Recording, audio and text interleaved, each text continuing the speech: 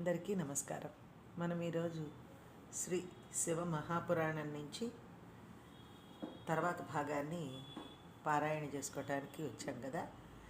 ఈరోజు నారదుడు బ్రహ్మని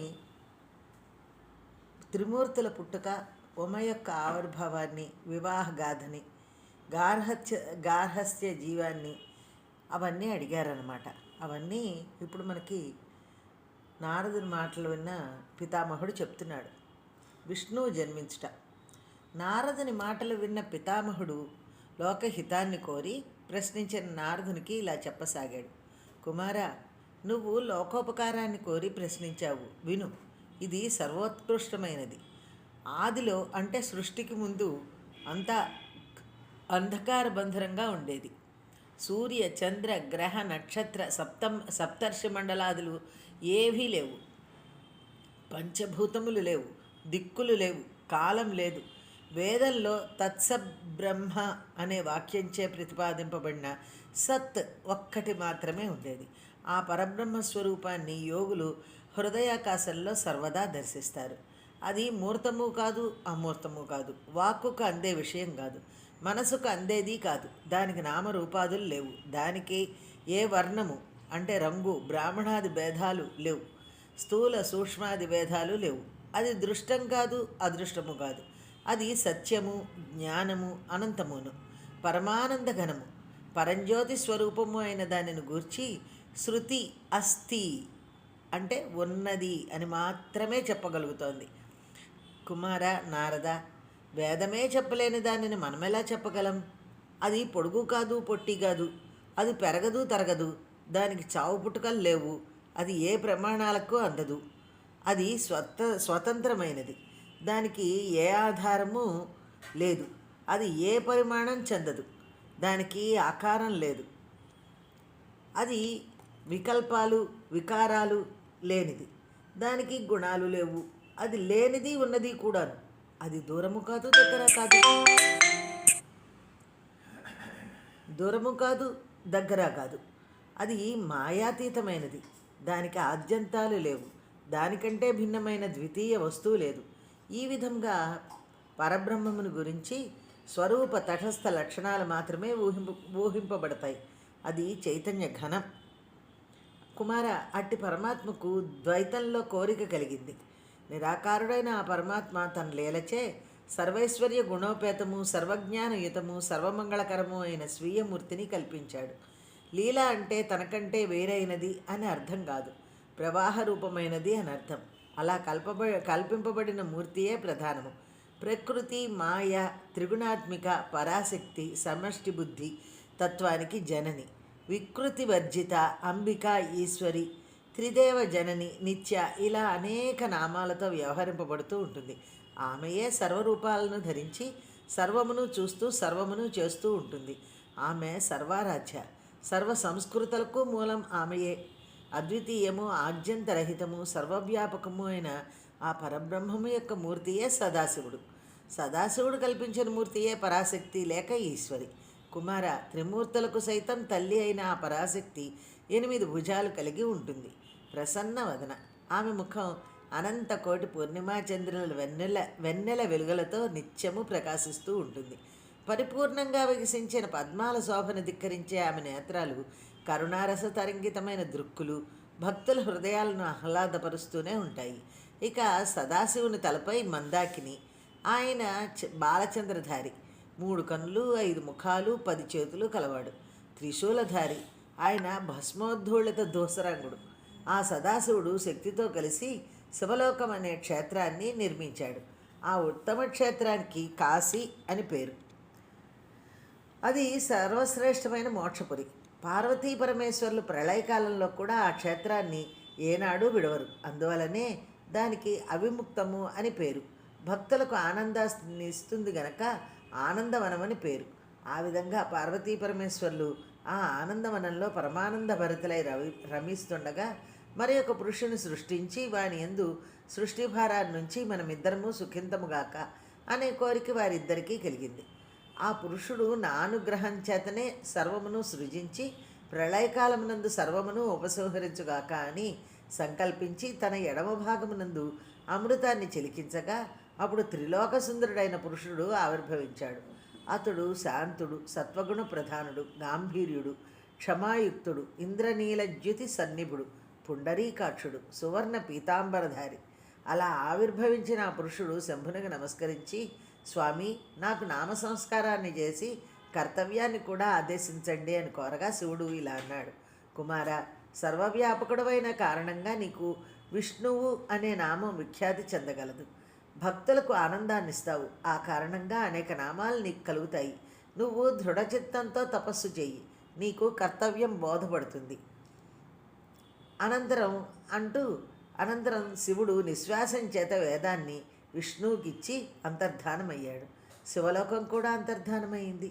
శివాజ్ఞను అనుసరించి అచ్యుతుడు 12,000 దివ్య సంవత్సరాలు కఠోర తపస్సు చేసినా శివసాక్షాత్కారం కాలేదు. కర్తవ్యం తెలియలేదు. విష్ణువు సంశయాపన్నుడై ఆదరంతో శివుడినే స్మరిస్తూ కర్తవ్యాన్ని గురించి చింతిస్తుండగా శివుని నుండి సంశయ నివారణార్థం మరల తపశ్చర్యకు పూనుకోవలసిందే అని అంతర్వాణి వినవచ్చింది. ఆత్మబోధన అనుసరించి విష్ణువు పరబ్రహ్మానుసంధానంతో ఘోర తపస్సు ఆచరించాడు. అనేక వేల సంవత్సరాల తర్వాత విష్ణువు ధ్యానమార్గం నుండి బయటకు వచ్చి శివుని మహిమను స్మరించి ప్రీతిని, విస్మయాన్ని పొందాడు. ఆ సమయంలో అత్యంత అద్భుతమైన రీతిలో శివమాయా ప్రభావంచే అతని శరీరం నుండి అనంత జలధారలు బయటికి వచ్చాయి. సర్వము జలమయమైంది. తపస్సుచే పరిశ్రాంతుడైన విష్ణువు మోహితుడై జలాలపైన యోగనిద్రను పొందాడు. శృతి సమ్మతమైన నారాయణ శబ్దం విష్ణువుకి ఆ కారణంగానే కలిగింది. ఆ పురుషుడు తక్కిన ప్రకృతి వికారాలేమీ ఎప్పుడు లేవు. ఆ సమయంలోనే ఆ పుణ్యపురుషుడి నుండి వివిధ తత్వాలు వ్యక్తమైనాయి. పురుషుని నుండి ప్రకృతి నుండి మహత్తు, దాని నుండి సత్వ రజస్తమో గుణాలు పుట్టాయి. ఈ గుణభేదంచే 3 విధాలైన అహంకారం, దాని నుండి పంచతన్మాత్రలు, దాని నుండి పంచస్థూల భూతాలు, దాని నుండి పంచజ్ఞానేంద్రియాలు, పంచకర్మేంద్రియాలు పుట్టాయి. నారద, విను. ఆ పుణ్యపురుషుడు ప్రకృతి నుండి పుట్టిన తత్వాలన్నీ జడములే.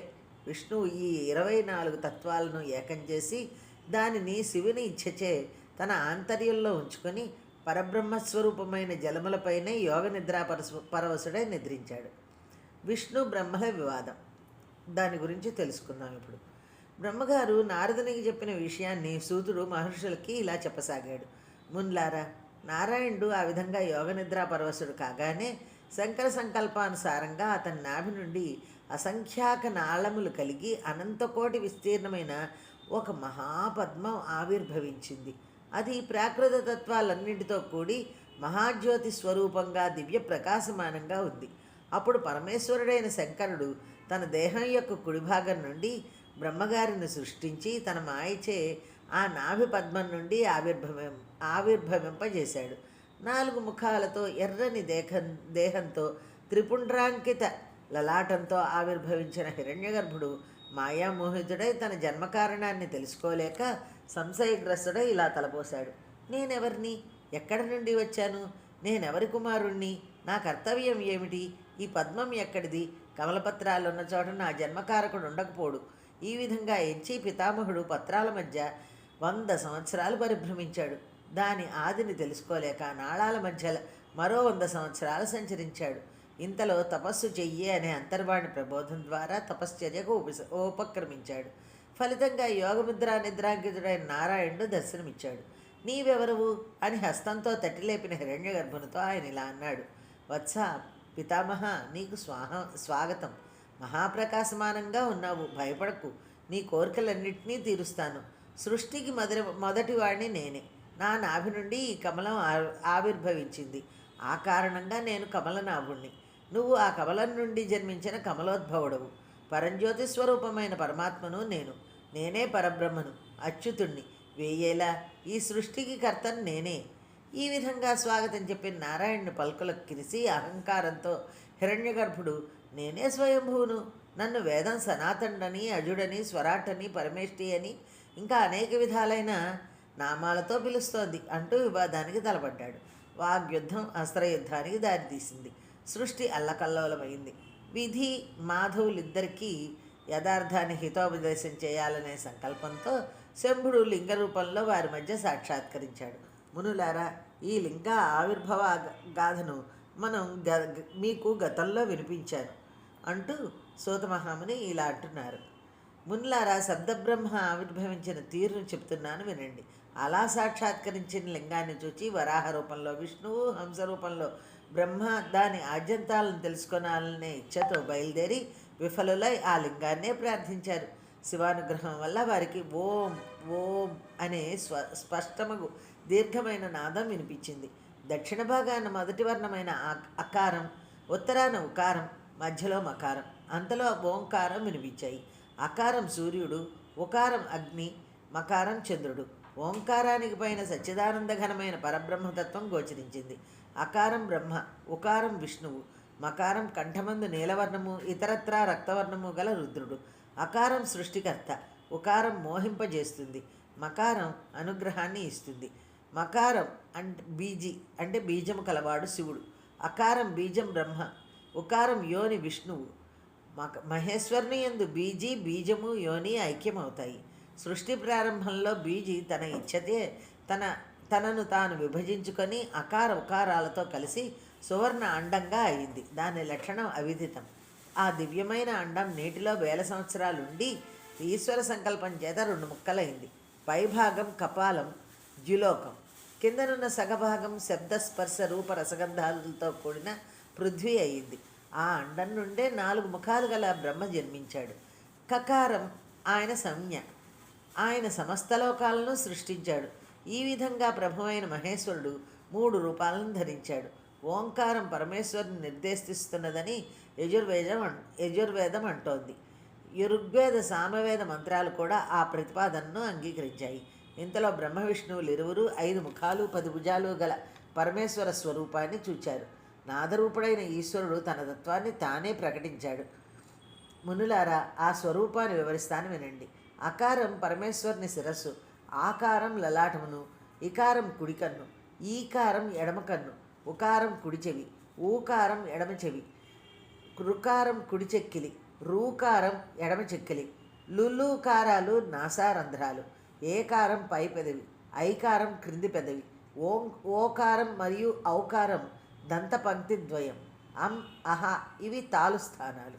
కవర్గులోని 5 అక్షరాలు 5 కుడి చేతులు, చవర్గులోని 5 అక్షరాలు 5 ఎడమ చేతులు, తవర్గులోని అక్షరాలు 10 పాదముల వేళ్ళు, పకారం ఉదరం, ఫకారం కుడి పార్శ్వం, బకారం ఎడమ పార్శ్వం, భకారం స్కందం, మకారం హృదయం, యకారం మొదలు సకారం వరకు 7 అక్షరాలు సప్తధాతువులు అంటే రక్త మజ్జ మాంసాదులు, హకారం నాభి, క్షకారం ఘ్రాణేంద్రియం.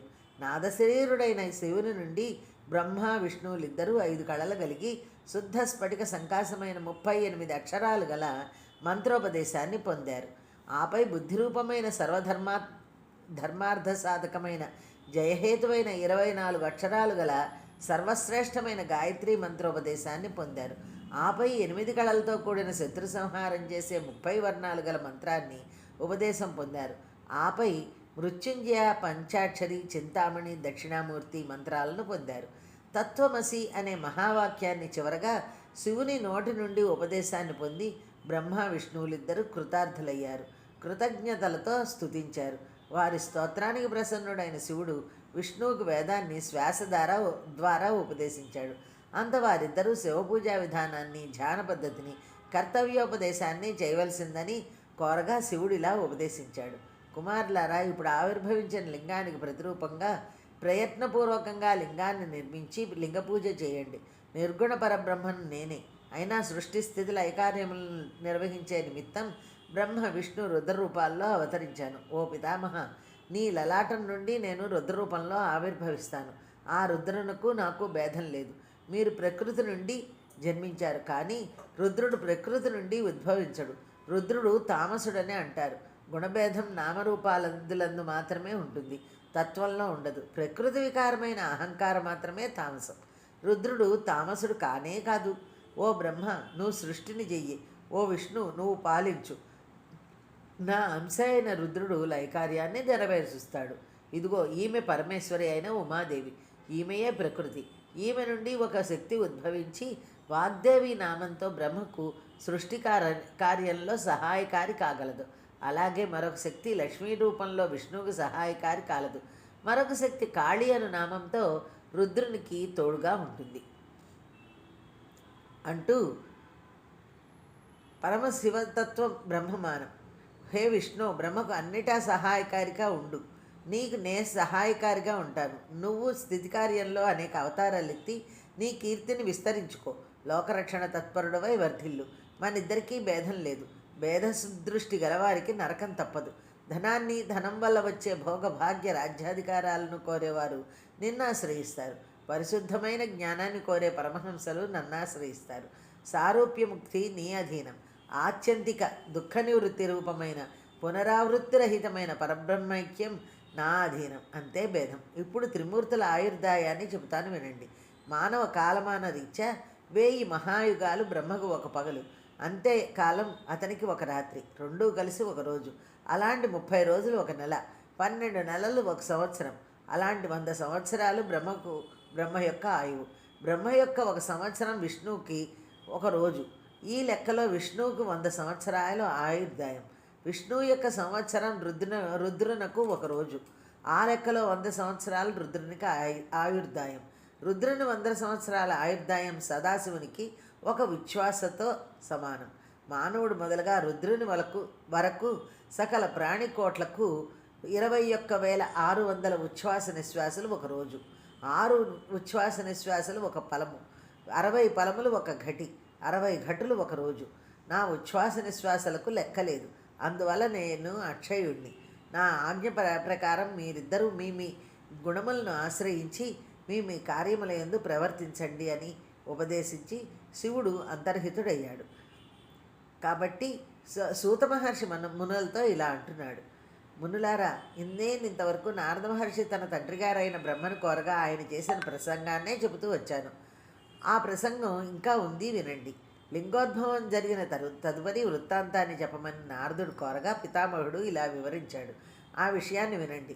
అలా శివుడు అంతర్హితుడు కాగానే బ్రహ్మ హంస రూపాన్ని, విష్ణువు వరాహ రూపాన్ని ఉపసంహరించుకున్నారు. హంస నిశ్చలంగా పైకి ఎగరగలదు. పాలను, నీటిని వేరు చేయగలదు. తత్వాన్ని, అతత్వాన్ని వేరు చేయగల సామర్థ్యం కొరకు బ్రహ్మ హంస రూపాన్ని ధరించాడు. వరాహం కిందికి దూసుకుపోగలదు. ఆ కారణంగానూ తన పేరుతో కల్ప వ్యవస్థను స్థాపించాలనే సంకల్పంతోనూ విష్ణువు వరాహ రూపాన్ని ధరించాడు. శివుని ఆజ్ఞానుసారం హిరణ్యగర్భుడు సృష్టి కార్యానికి సంకల్పించి పూర్వం సృష్టించబడిన దివ్య జలాలను దోసిలతో గ్రహించాడు. ఆ జలాలలో 24 తత్వాలతో కూడిన అండాకారం గోచరించింది. దానిలో జడత్వమే కానీ చైతన్యం కానరాలేదు. శంకతోనూ విచారంతోనూ విష్ణువుని గూర్చి తపస్సు చేయగా ఆయన ప్రత్యక్షమయ్యాడు. బ్రహ్మగారు ఆయన ఈ అండాన్ని చైతన్యపూరితం చేయవలసిందని కోరగా శంభువర ప్రసాదంతో సర్వవ్యాపకుడైన విష్ణువు అనంత రూపంతో అందులో ప్రవేశించాడు. వెంటనే అది చేతన సహితమైంది. మహర్షులారా, బ్రహ్మగారు చేసిన సృష్టి క్రమాన్ని వివరిస్తాను ఇంకా అంటూ ఈ అధ్యాయాన్ని ముగించారు సూతల వారు. ధన్యవాదాలు.